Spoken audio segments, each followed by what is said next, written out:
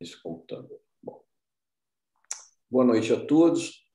Estamos retornando essa noite com a continuidade do nosso estudo do livro Nos Domínios da Mediunidade. Hoje a gente vai dar prosseguimento no capítulo 4, Ante o Serviço.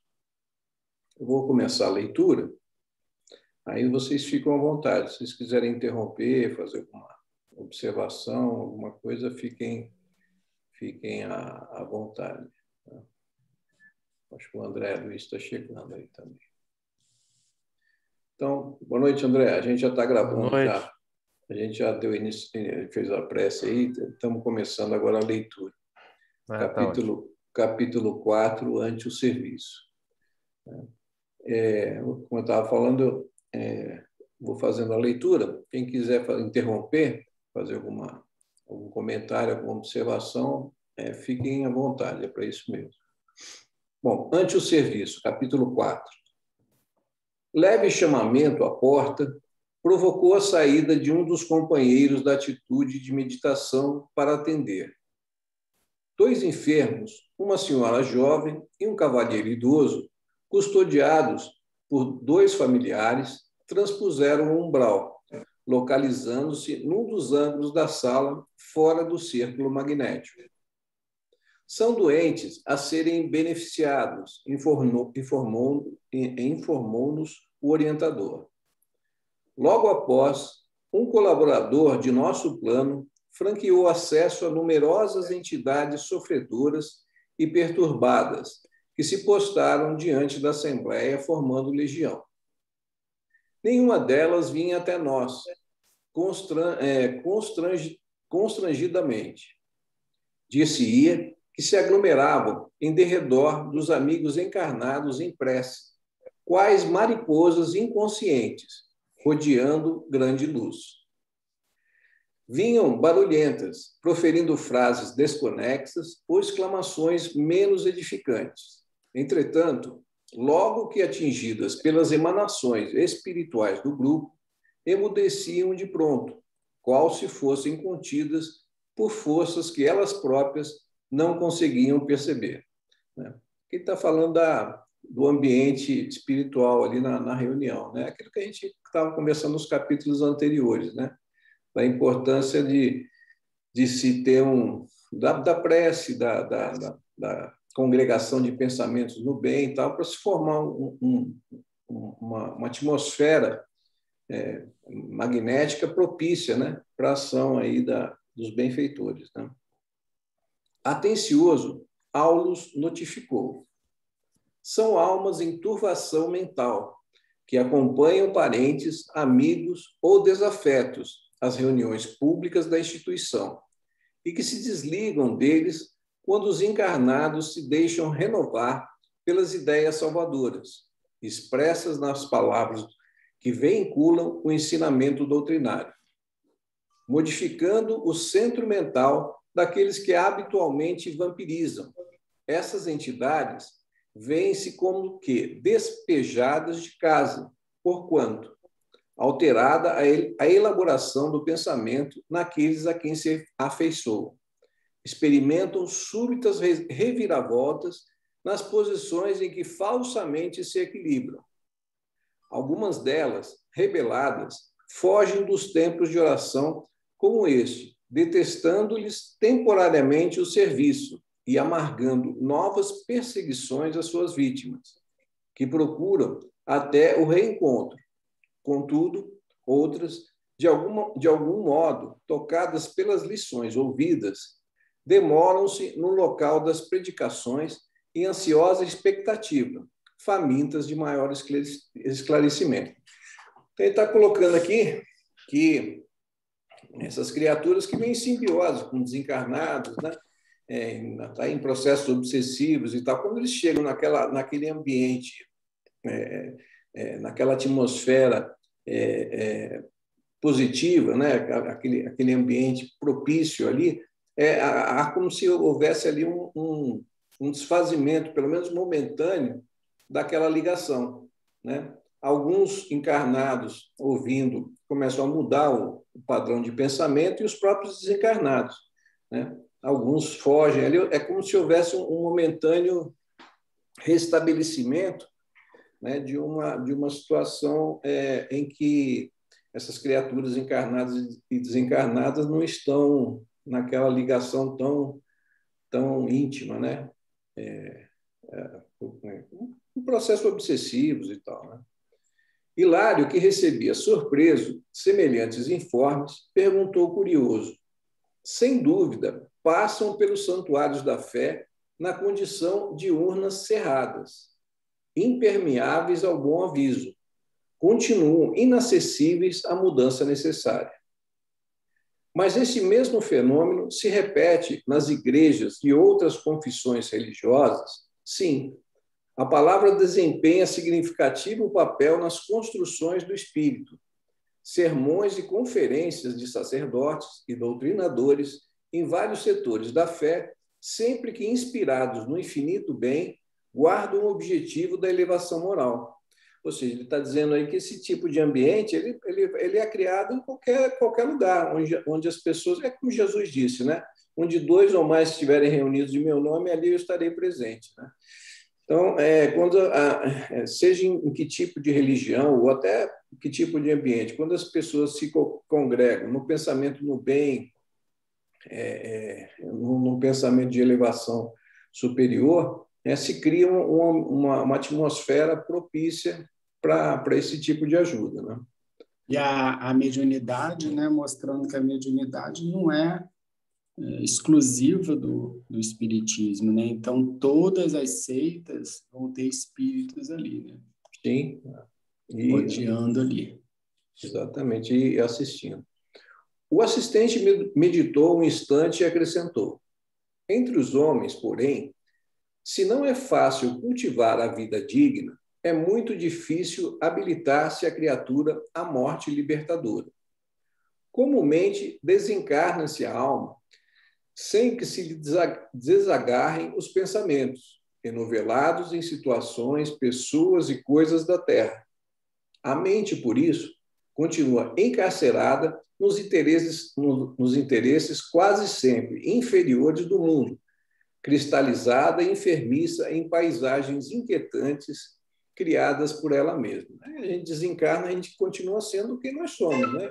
Os interesses, os pensamentos, as afinidades, as sintonias, elas permanecem, né? O fato só de desencarnar não vai fazer nenhum tipo de mudança em relação ao que a gente vivia na vida terrena. Daí o valor... Alguém quer falar? Daí o valor... Presa naquela situação muitas vezes, né? Sim. Fica cristalizada naquela situação de enfermidade, algum descontentamento. Então, ela fica presa naquela situação ali, né? Tem até relatos, né, em livros aí de criaturas que já desencarnaram há séculos, às vezes, e nem sabem que estão desencarnadas. Elas estão presas em situações, às vezes, há séculos, naquela situação, achando que continuam a viver. É como se fosse uma cristalização, né? A pessoa se cristaliza numa situação dolorosa, numa situação de vingança, de dor, de sofrimento, e ela fica cristalizada, como se o tempo parasse.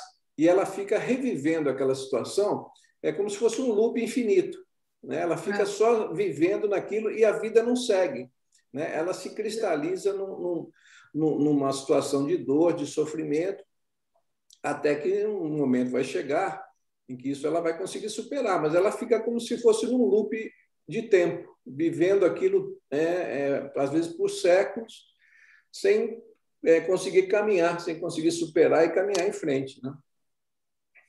A mente, por isso, continua encarcerada nos interesses quase sempre inferiores do mundo, cristalizada, enfermiça, em paisagens inquietantes, criada por ela mesma. Daí o valor do culto religioso respeitável, formando um ambiente propício à ascensão espiritual, com indiscutíveis vantagens, não só para os espíritos encarnados que a ele assistem, com sinceridade e fervor, mas também para os desencarnados, que aspiram à própria transformação. Todos os santuários, em seus atos públicos, estão repletos de almas necessitadas que a eles comparecem sem o veículo denso, sequiosas de reconforto. Os expositores da boa palavra podem ser comparados a técnicos eletricistas, desligando tomadas mentais através dos princípios libertadores que distribuem na esfera do pensamento. É aquilo que a gente falou, né? Nessas reuniões, não só mediúnicas, né? Mas essas reuniões públicas que a gente tem nas casas espíritas, do Evangelho, do Passe, né? Às vezes, essas ligações, pelo menos momentaneamente ali, são desfeitas, né? Quer dizer, é uma oportunidade de libertação, de reflexão, né? Tanto para encarnados como para desencarnados. Agora, de acordo com as escolhas, aquilo pode retomar aquela ligação perniciosa ou não, né? Aí vai o livre-arbítrio de cada um. E se a gente parar para pensar, né? Ele está falando aqui do benefício do ambiente espiritual, ali, né? Da vibração que é criada, por exemplo, na casa espírita, né? Então, a gente vê a importância das casas espíritas, né, também estarem abertas, né? Então, assim, a gente, nesse período de pandemia, em que as casas têm estado mais fechadas e tal, né, nas reuniões online, é lógico que também é possível, mas a gente tem que entender que as nossas casas, elas não têm essa preparação que tem nas casas espíritas. A gente sabe quando tem uma reunião espírita, uma reunião, não digo nem mediúnica, uma reunião dessas comuns que a gente tem, que tem evangelho, tem paz, há uma preparação desde o começo do dia. A espiritualidade está ali, preparando aquele ambiente para receber os encarnados, os desencarnados. Tem todo um preparo de espíritos responsáveis pela segurança daquele ambiente, né? pela fluidificação, pela mudança de vibração daquele ambiente. E a gente sabe que, às vezes, a gente fazendo isso em casa, a nossa casa a gente não consegue, né, ter esse preparo todo para isso, né? Então, a gente acaba fazendo esses trabalhos online e tal, que tem que ser feito, né? Não tem como fugir disso, mas a gente tem que entender que nunca a gente consegue ter o mesmo preparo, o mesmo ambiente que existe dentro de uma casa espírita, né? Sorriu bem-humorado e prosseguiu. Em razão disso, as entidades vampirizantes operam contra eles, muitas vezes envolvendo-lhes os ouvintes em fluidos entorpecentes, conduzindo esses últimos ao sono provocado, para que se lhes adie a renovação, né? Ou seja, a gente vê, às vezes, aquelas pessoas dormindo, né, no Evangelho e tal. Pode ser que a pessoa esteja cansada, às vezes teve um dia de trabalho muito duro, né? Mas às vezes são entidades ali que hipnoticamente induzem a pessoa ao sono para não ouvir aquilo que está sendo explanado ali, né? Existem várias situações, né? Às vezes, até durante o sono, também os benfeitores podem estar ali tratando aquela pessoa, aquele espírito. Então, né, nunca é uma situação só, né? Mas essa situação pode existir. Às vezes o obsessor está lá do lado de fora, agindo magneticamente, telepaticamente ali no obsediado para ele dormir, para não ouvir aquilo que está sendo explanado ali. Essa é uma das possibilidades. Não será... Isso é uma coisa interessante, Nilton, porque a gente tem mania de querer generalizar, né? Sim, tudo, exato. Tudo é uma coisa só. Criar regras né? Exatamente. E a gente tem que tomar muito cuidado. Eu tenho particularmente um amigo espírita, né? Que ele tem essa mania de quando está nos eventos, você olha para ele está dormindo. Aí eu brinco com ele, né? Mas, na verdade, não. É uma forma que ele se concentra. Ele quase que faz um desdobramento. Desdobramento. Né? Eu acho que ele recebe, ele capta melhor as mensagens. Então, é uma situação peculiar dele, né? Então, assim, eu estou dando esse exemplo justamente que a gente tem mania de, a partir, às vezes, de algumas afirmações de que a gente vê na literatura espírita, generalizar. Generalizar e tomar muito cuidado com isso, né? Pode ser várias coisas. Às vezes o sujeito trabalhou o dia inteiro, está muito cansado. Dormiu, tirou uma soneca ali. Às vezes é como esse seu amigo, ele está se desdobrando, ou às vezes pode ser várias situações, né? Isso que você falou é importante. Às vezes o espírito, às vezes erradamente, tem tem essa mania de taxar as coisas só de um aspecto só, enxergar só através de um aspecto, né?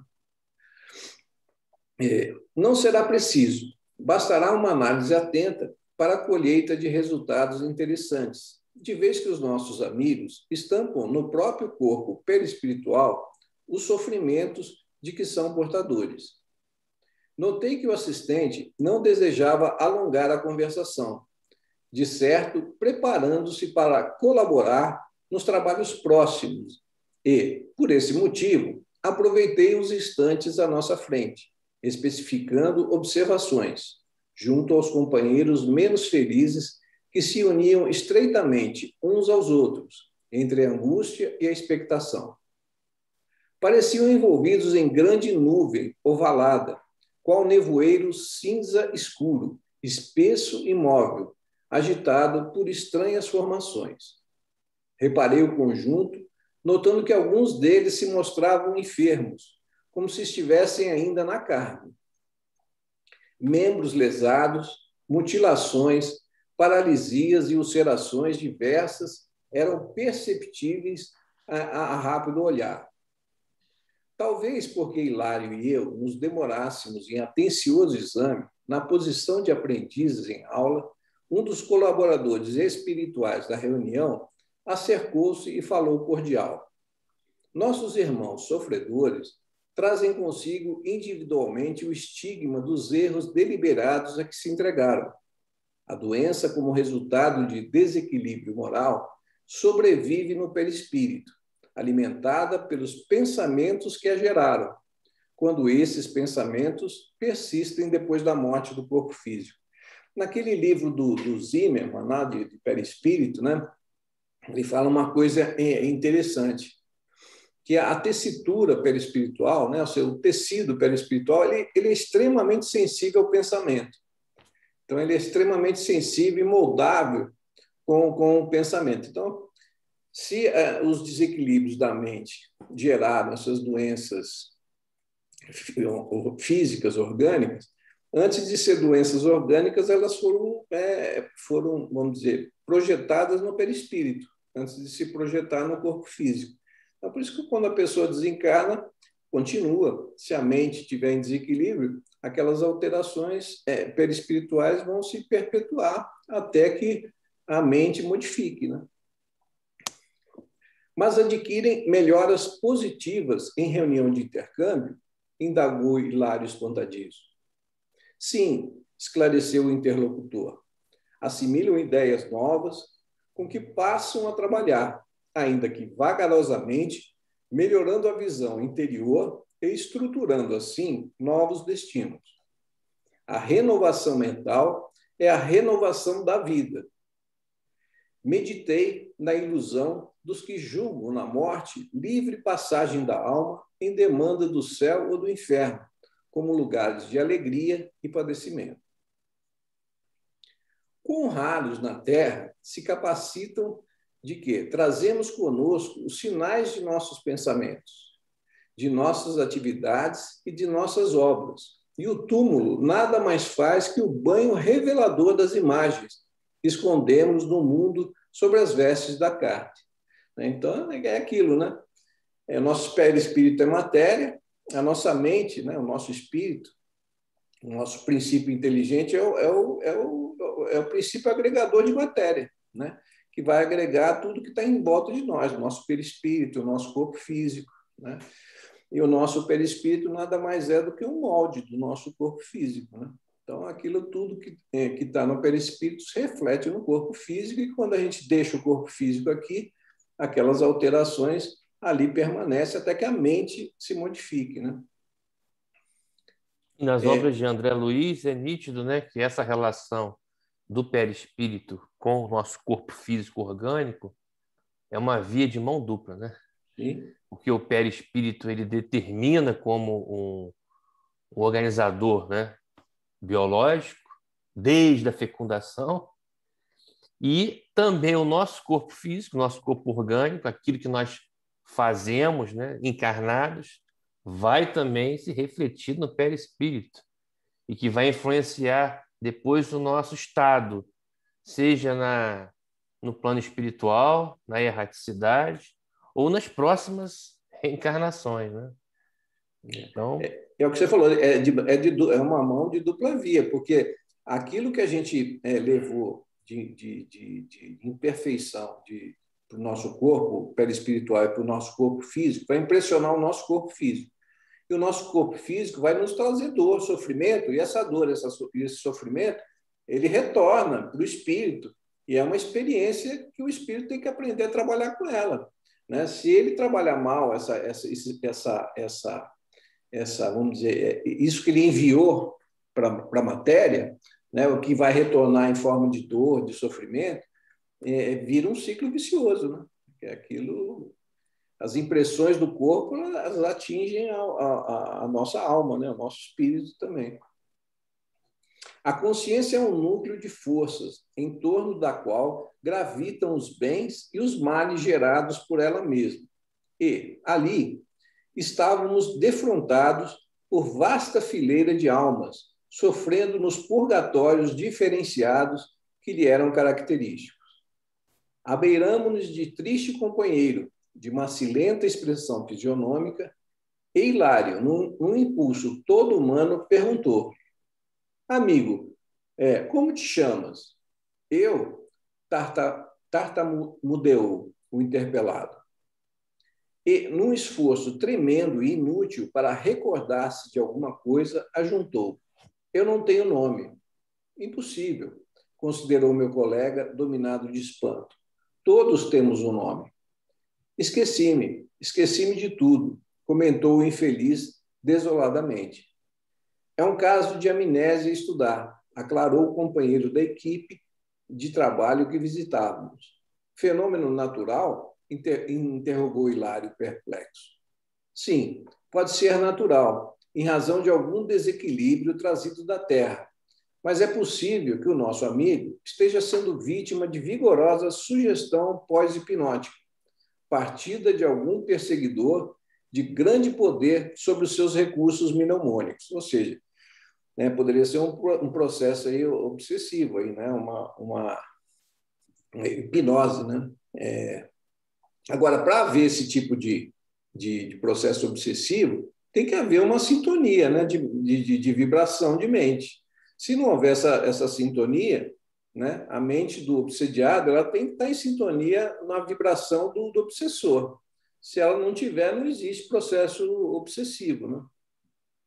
Por isso que quando a pessoa começa a se melhorar, né, ela começa a fugir do alcance do obsessor. Quando ela começa a nutrir outros pensamentos, outros sentimentos que entram em desacordo com os do obsessor, ela muda de frequência, né? É como se fosse um rádio. Ela foge da frequência que o obsessor sintonizou, né? Ela fica livre do processo obsessivo.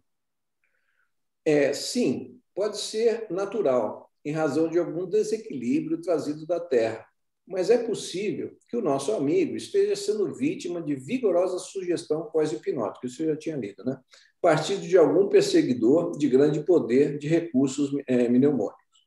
Encontra-se ainda profundamente imantado às sensações físicas e à vida cerebral, nele ainda é uma cópia das linhas sensoriais que deixou. Assim considerando, é provável esteja submetido ao império de vontades estranhas e menos dignas às quais se teriam associado no mundo. Céus, clamou meu colega impressionado. É possível semelhante dominação depois da morte? Como não? A morte é a continuação da vida, e na vida, que é eterna, possuímos o que buscamos. As pessoas às vezes têm uma ideia que obsessão é só entre desencarnado e encarnado, né? Você tem processo obsessivo de desencarnado para encarnado, de encarnado para desencarnado, de encarnado para encarnado, de desencarnado para desencarnado. Basta ser uma mente ali, esse processo obsessivo pode se dar de todas essas formas, né? A gente muitas vezes pensa, não, processo obsessivo é só do desencarnado para o encarnado, né? E tem muito obsessor encarnado obsediando desencarnados, né? E tem obsessor encarnado, obsediado encarnado também. Então, o estágio, se a gente está no plano material ou no plano espiritual, né, não tem necessariamente a ver com o processo obsessivo. Atento aos nossos... Interessante, Nilton, porque a gente às vezes tem aquela falsa impressão de que com o desencarnar, né, com a morte física, há uma grande mudança e a pessoa se liberta, né, onde ela terá maior oportunidade. Não necessariamente, né? É tudo uma continuidade. A gente muda de estado em termos de dimensão, vamos dizer assim, de estado da matéria. Dimensional, né? Dimensional, mas nós continuamos como nós somos, né? Exatamente. Então, o nosso estado melhor pós-desencarne depende do que nós construímos no agora, né? Então, da forma que a gente desencarna, conforme estiver a nossa mente, é que vai determinar como estaremos após o desencarne. Então, isso tem que ficar muito claro para a gente, né? Que às vezes a pessoa acha o seguinte: desencarnando será tudo mais fácil. Não. Você vê que quanta gente no plano espiritual, depois que desencarna, passa um aperto danado, né? Então, por isso que os benfeitores nos falam que é para a gente agir hoje, enquanto há tempo.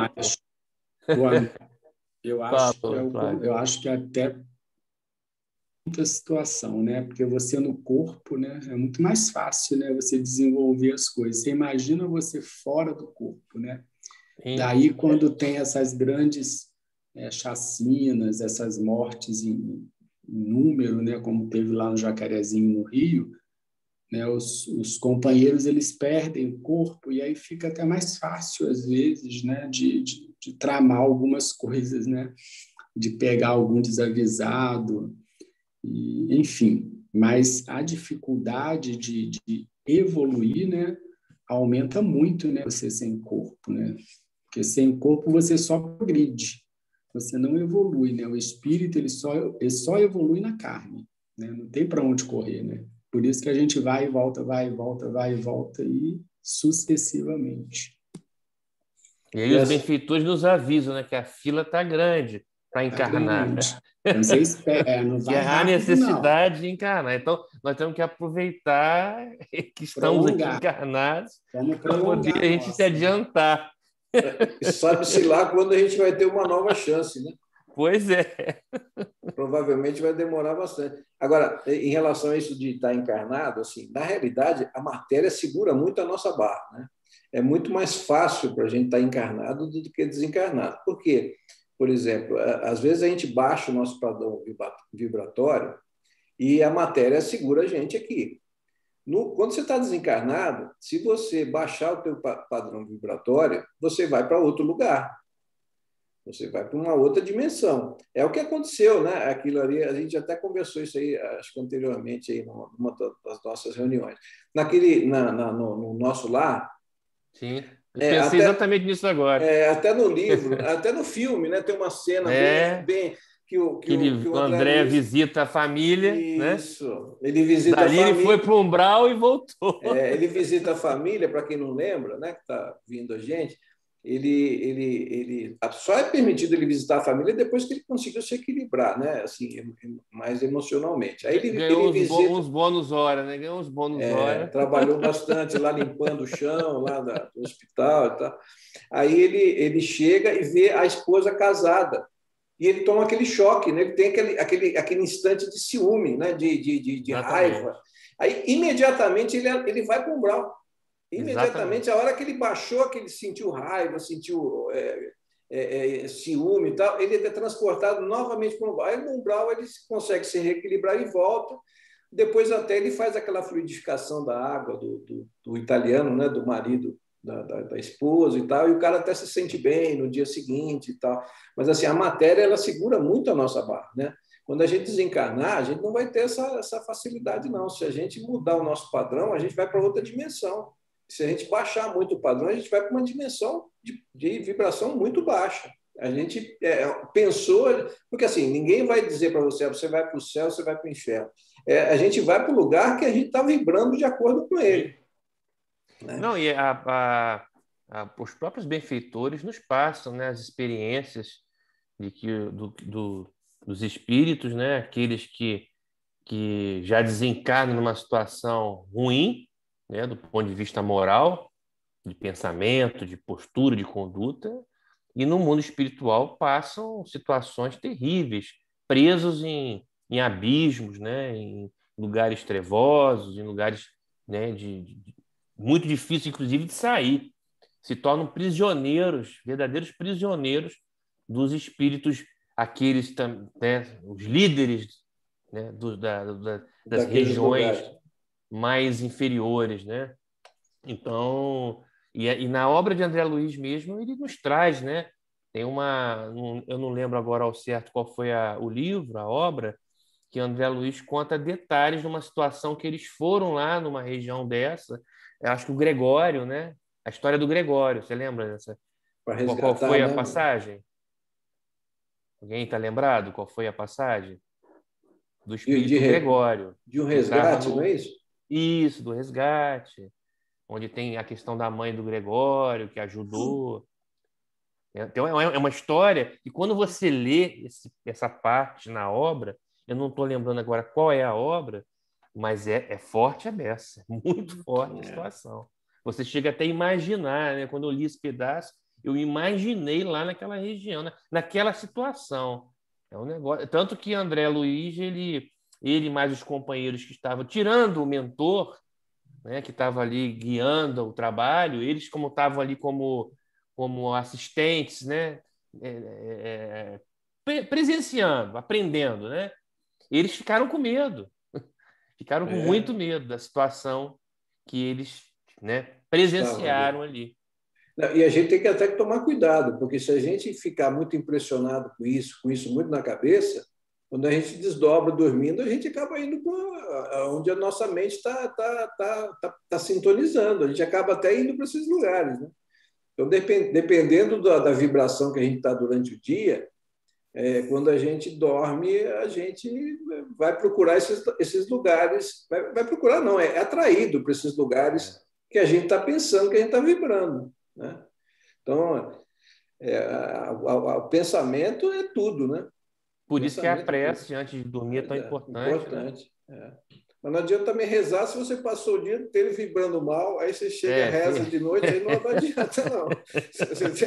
Você tem que dar uma melhorada na vibração, porque só a prece também não vai resolver.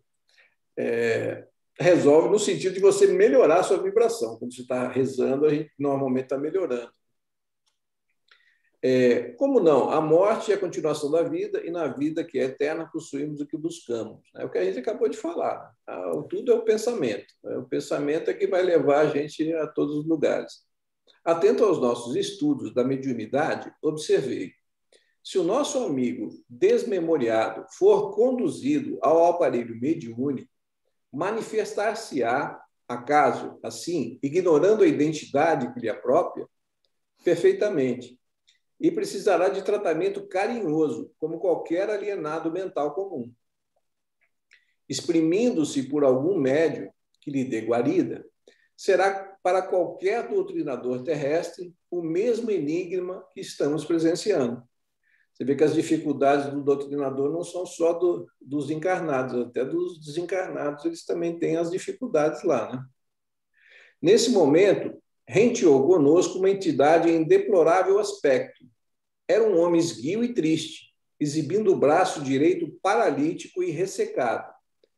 Atendendo-me ao olhar interrogativo, o companheiro, como quem não mais dispunha de tempo para o comentário fraterno, apenas me disse: faça a auscultação. Repare por si mesmo. Acerque do amigo sofredor. Toquei-lhe a fronte, de leve, e registrei-lhe a angústia. Nas recordações que se lhe haviam cristalizado no mundo mental, senti-lhe o drama interior. Fora musculoso estivador no cais, alcoólatra, inveterado, que, certa feita, de volta a casa, esbofeteou a face paterna, porque o velho genitor lhe exprobara o procedimento. Incapaz de revidar, O ancião, cuspindo sangue, praguejou desapiedado. Infame! O teu braço cruel será transformado em galho seco. Maldito sejas! Ouvindo tais palavras, que se fizeram seguidas por terrível jato de força hipnotizante, o mísero tornou a via pública, sugestionado pela maldição recebida, bebericando para esquecer. Cambaleante foi vitimado num desastre de bonde, no qual veio a perder o braço. Sobreviveu por alguns anos, coagulando, contudo, no próprio pensamento, a ideia de que a expressão paternal tivera a força de uma ordem vingativa, esse lhe implantar no fundo da alma, e, por isso, ao desencarnar, recuperar o membro dantes mutilado a pender-lhe, ressecado e inerte no corpo perispirítico. Ou seja, na realidade, o pai fez um comando hipnótico ali, né? Não foi vamos dizer, a maldição que o pai vamos dizer, rogou para ele. Foi ele ter aceitado aquilo. A mente dele recebeu aquele comando que ele traduziu pelo pensamento dele para o próprio perispírito, né? que deformou o próprio corpo espiritual, né? Então, ele aceitou aquela sugestão hipnótica, aquela, vamos dizer, entre aspas, né, maldição do pai, mas aquilo não foi a causa, né? A causa foi ele ter assimilado aquilo, incorporado na sua mente e projetado no seu perispírito, né? Enquanto refletia, o nosso orientador reaproximou-se de nós e, percebendo quando se passava, informou: é um caso de reajuste difícil, reclamando tempo e tolerância. E, afagando os ombros do paralítico, acentuou: nosso amigo traz a mente subjugada pelo remorso, que o ambiente nele mesmo a maldição recebida, né? Aquilo que a gente comentou. Exige muito carinho para refazer-se, né? É o amor, né? O que cura tudo, né? Sem despreocupar-me do tema que nos prendia a atenção, inquiri: se esse companheiro utilizar-se da organização mediúnica, transmitirá ao receptor humano as sensações de que se acha investido? Sim, elucidou o assistente. Refletirá no instrumento passivo as impressões que o possuem, nos processos de imanização em que se baseiam os serviços de intercâmbio. Interessante isso, né? São aquelas sensações que, às vezes, o médium recebe do espírito que se aproximou, né? Sensação de dor, de desespero, não só dores físicas, mas dores morais também, né? Então, toda aquela sensação, o médium capta, né? Isso aqui ele deixa bem, bem claro aqui. Sorriu bondoso e acrescentou: no entanto, não nos percamos agora nos casos particulares. Cada entidade menos equilibrada, de quantas se acham reunidas aqui, traz consigo inquietantes experiências. Observemos de plano mais alto. E conduziu-me à cabeceira da mesa, onde nosso amigo Raul Silva ia começar o serviço de oração. E aqui ele interrompe e acaba o capítulo 4, né? Acho interessante assim, né? Às vezes a gente lê um capítulo do livro e a gente deixa de absorver muita coisa, né?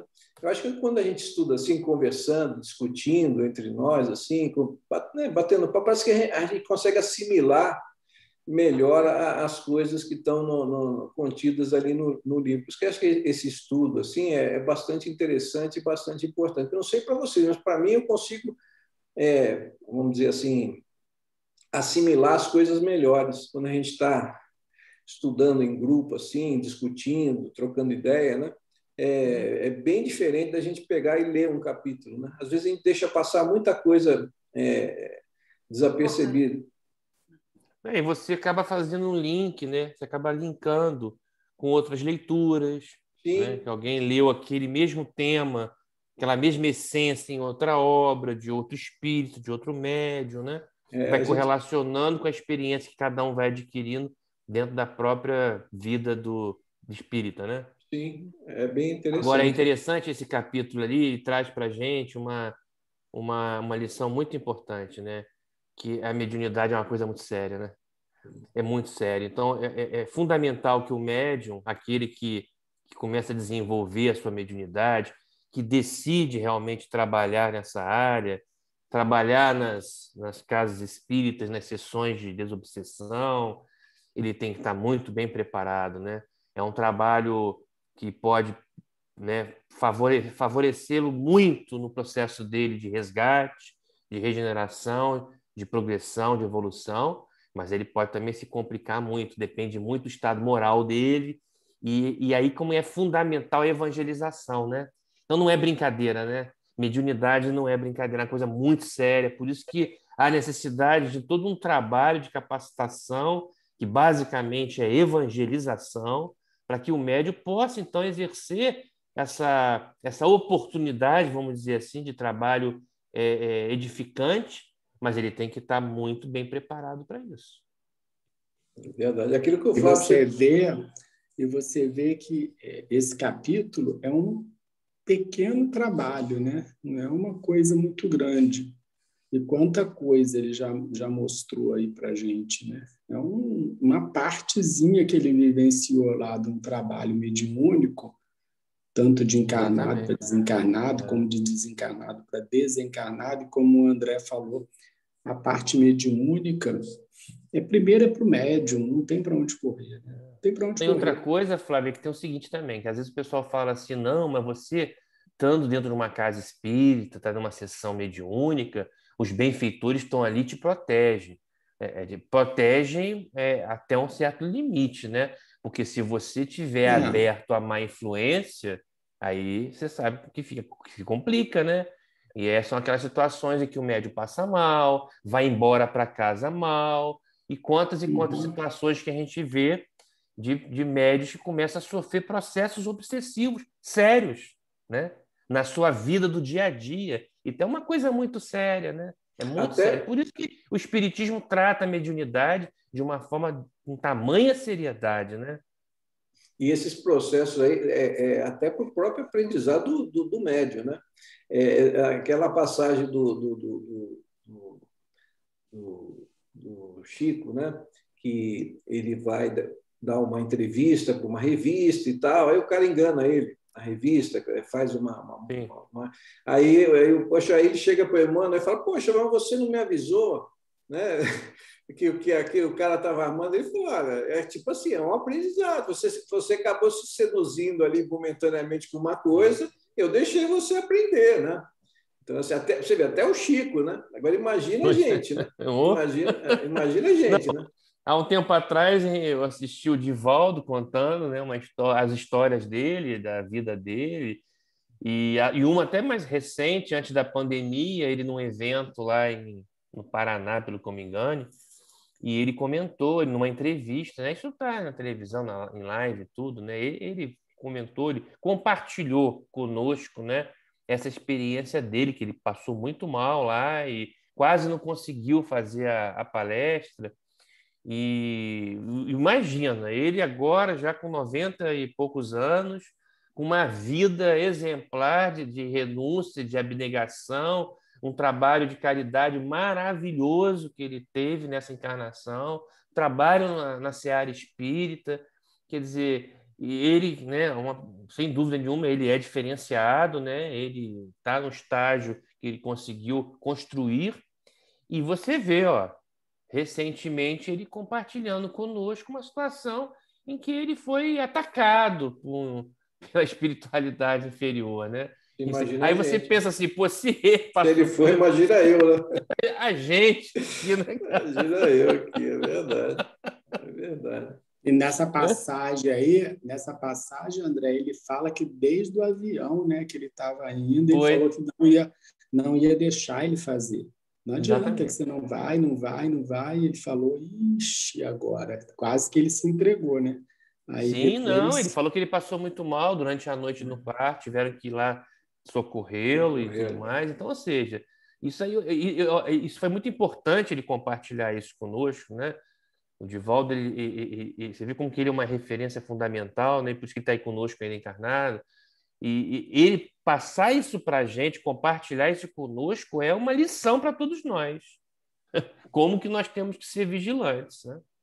O André, a gente tem que ter a seguinte noção também, o seguinte, qualquer luzinha que se acenda, mesmo uma luzinha bem fraquinha, ela sempre chama atenção. Sim, sim. Então, Aqui assim, fala, mesmo... né? Nesse capítulo que a gente leu aqui, falou isso. Então, assim, exatamente, a gente Falou tem que estar isso. sempre, o orar e vigiar, né? Então, assim, porque por menos que a gente faça, por menos pouquinho que a gente faça, se a gente estiver fazendo uma coisinha, pouca, a gente vai começar a chamar atenção. Sim. André Luiz, ele deixa claro nas obras dele que quando você fortalece um pouquinho a sua luz, você também é enxergado pelos espíritos que combatem, né, a seara de Jesus, né? Chama E atenção. os espíritos trevosos chamam atenção. Aí a questão é a seguinte: eles ficam ali esperando uma brecha para poder te influenciar negativamente. E essa brecha quem dá somos nós, Somos nós. né? Então, por isso que é orar e vigiar e orar o tempo todo. Importante. E é verdade, né? Porque a gente, no nosso dia a dia, é impressionante isso, como a gente tem que estar o tempo todo assim, né? Nós estamos no estágio, eu vou falar por mim, né? Que eu tenho que ficar fazendo oração o tempo todo, porque é muito fácil a gente receber má influência. É muito fácil. A gente É mais baixar o fácil padrão, a gente se conectar exatamente com os espíritos mais infelizes do que com os espíritos de luz. A gente está mais próximo deles, né, André? Exatamente. A gente está mais Aí próximo vamos levar deles. em consideração o estado que nós estamos, o mundo que nós A estamos. gente está mais próximo deles. Mas é isso. Mas acho que foi interessante. Aí a gente vai dar, antes da gente fazer a nossa prece de encerramento, eu vou encerrar aqui a gravação e combinar que na próxima quarta-feira a gente continua com o capítulo 5, assimilação de correntes mentais. Né? Então, espero que tenha sido bom para todo mundo aí, porque é uma oportunidade interessante que a gente tem de aprender. Né? Estamos todos nós aqui aprendendo juntos. Tá bom? Então, eu vou encerrando aqui a gravação, desejando a todos aí uma boa noite e uma boa semana a todos. Tá bom? E até a próxima semana.